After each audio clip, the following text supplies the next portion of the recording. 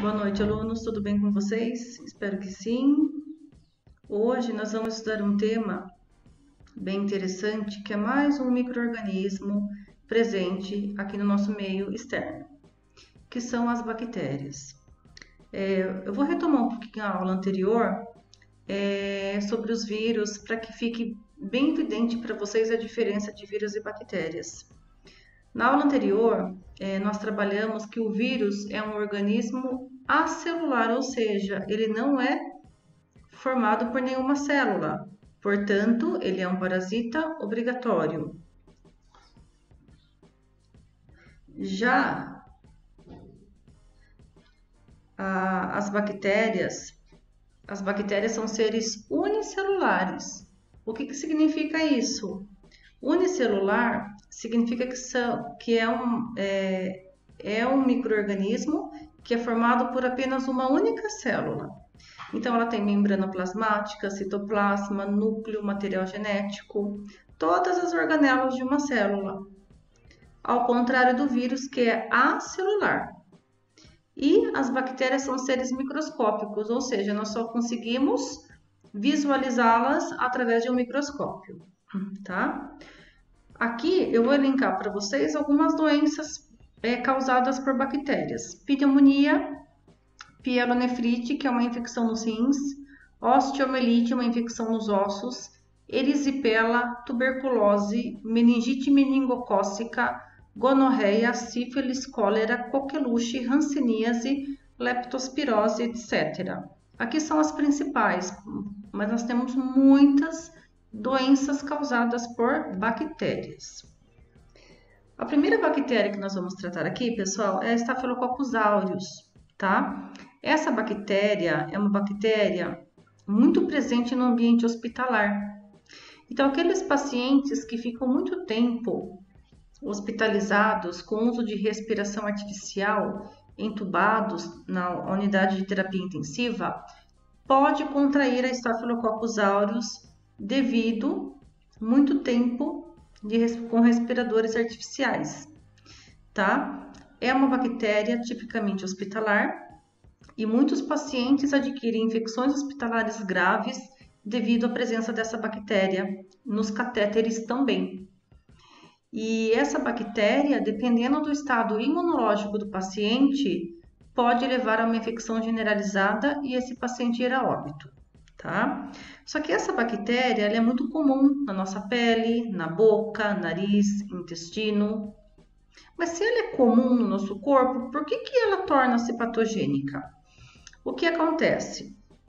Tá? Se o nosso sistema imunológico cai, essas bactérias aumentam de quantidade, devido ao nosso sistema imunológico fragilizado. Então, essa fragilidade do sistema imunológico faz com que elas aumentem de quantidade e tornam-se, então, patogênicas, ou seja, elas vão causar um processo infeccioso no nosso organismo, tá? A Staphylococcus aureus, geralmente, ela precisa de um orifício no nosso organismo, na nossa pele, para que ela possa entrar. Então, geralmente, apenas uma lesão, como uma ferida, uma picada de um inseto, faz com que essa bactéria entre no nosso corpo. Tá? Se a nossa pele estiver intacta, não há risco dela migrar para o nosso organismo. Nós precisamos ter o quê? Um orifício, uma lesão na nossa pele para que ela entre e, entrando através da pele, ela percorre a corrente sanguínea e pode percorrer aí qualquer órgão do nosso corpo, causando aí um processo de infecção, tá? E lembrando, qualquer tipo de infecção pode tornar-se generalizada, onde você tem falência múltipla dos órgãos, tá? Depende muito do sistema imunológico do paciente. Se o paciente tem uma imunidade muito baixa, é aquele paciente que está hospitalizado há muito tempo, a imunidade, a resistência cai, é um paciente que pode desenvolver aí uma infecção generalizada, tá? Através da ingestão de alimentos contaminados durante a manipulação, essa bactéria também pode causar infecções intestinais, vômitos e diarreia. tá? Por isso que é muito importante, quando nós estudamos em nutrição, a importância da higienização dos manipuladores, que são aquelas pessoas que manipulam o alimento. Porque se os manipuladores não tiverem boa higienização, né, eles vão passar essa contaminação para o alimento e as pessoas que forem consumir esses alimentos podem ter aí uma infecção intestinal e, dependendo de todo o estado de saúde, estado nutricional, ir a óbito, tá? E produtos que não foram cozidos ou refrigerados permitem a multiplicação dessa bactéria e produção de toxina. Então, é muito importante a higienização do manipulador para evitar a contaminação deste alimento, tá? É como eu falei para vocês, pessoal, uma vez que essa bactéria, né, ela entra pelo nosso corpo, ela vai invadir a circulação sanguínea e ela atinge diferentes órgãos, desencadeando infecções graves como a sepse e o choque séptico, que é o quê? A paralisação de todos os órgãos. Todos os órgãos param de funcionar, tá? E o que acontece? Essa bactéria Staphylococcus aureus, ela pode causar uma doença chamada endocardite infecciosa no coração. É quando essa bactéria migra para o músculo cardíaco, causando essa inflamação e pode levar o paciente a óbito. Pneumonia também, a pielonefrite, por exemplo, se essa bactéria vai para o pulmão, ela causa pneumonia. Se ela for para os rins, causa o que? A pielonefrite. Se for para os ossos, osteomielite, tá? E lembrando, tudo que terminar com it significa infecções, tá? Então vocês não esqueçam desse termo. It significa infecção. E toda bactéria, pessoal, toda doença bacteriana, ela é tratada com antibiótico, tá? Qualquer infecção causada por bactéria, o tratamento principal são o uso de antibióticos que fazem com que evitem a reprodução dessa bactéria, fazendo o seu controle e controlando o processo de infecção, tá? O tratamento para Staphylococcus aureus é a penicilina e nos casos mais graves é necessário internação hospitalar para que essa prescrição de antibióticos seja feito a nível intravenosa, tá? Para que o tratamento tenha uma maior eficácia. Erisipela. Erisipela é uma doença também causada por uma bactéria, que é Staphylococcus aureus também, tá? Geralmente, as pessoas que têm esse orifício na pele, um machucado, uma ferida, a picada de um inseto, essa bactéria entra e através da corrente sanguínea ela se espalha por diferentes partes do corpo, que é o que acontece então com a erisipela, tá? A erisipela, ela é uma doença que principalmente os pacientes diabéticos são acometidos, porque o diabético tem uma grande dificuldade de cicatrização de feridas. Quando ele passa por uma cirurgia, o próprio processo, o pós-cirúrgico é bem delicado pela dificuldade de cicatrizar as feridas, tá? E a erisipela, ela não é transmitida de pessoa para pessoa, somente nesses casos que eu elenquei para vocês. E o tratamento da erisipela também são com antibióticos. Tuberculose. Tuberculose também é uma doença causada por uma bactéria, controlada no Brasil, tá?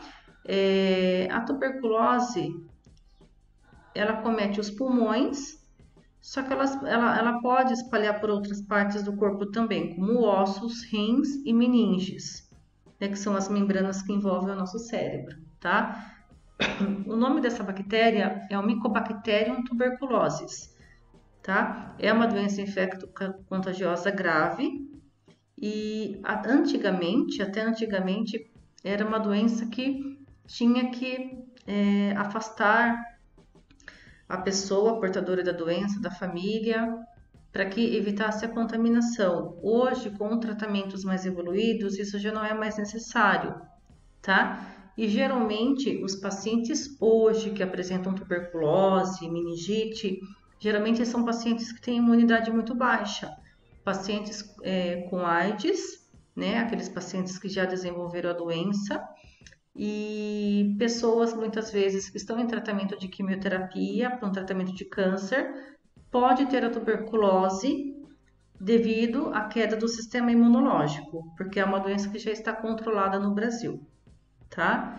Um dos principais sintomas, né, da tuberculose é a tosse com gotículas de sangue, porque o pulmão fica totalmente acometido por essa bactéria, tá? Outra doença muito conhecida é o tétano. O tétano é uma infecção aguda e grave causada pelo Bacillium tetânico Clostridium tetani. É o nome da bactéria que causa o tétano.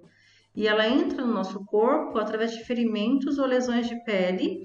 E é importante, ela não transmite de uma pessoa para outra. É só se você tiver algum ferimento ou lesão na pele. E dependendo do local, seja um prego, um parafuso, um tronco de árvore que esteja contaminado por essa bactéria, o paciente vai ser infectado, tá? O tétano, ele é uma doença grave se o diagnóstico não for preciso e rápido, tá? Geralmente pessoas que apresentam tétano por exemplo, alguma incisão nessa face de pescoço, de garganta, o que pode acontecer? Se tiver algum machucado nessa região de garganta, tá? O paciente, ele tem o quê?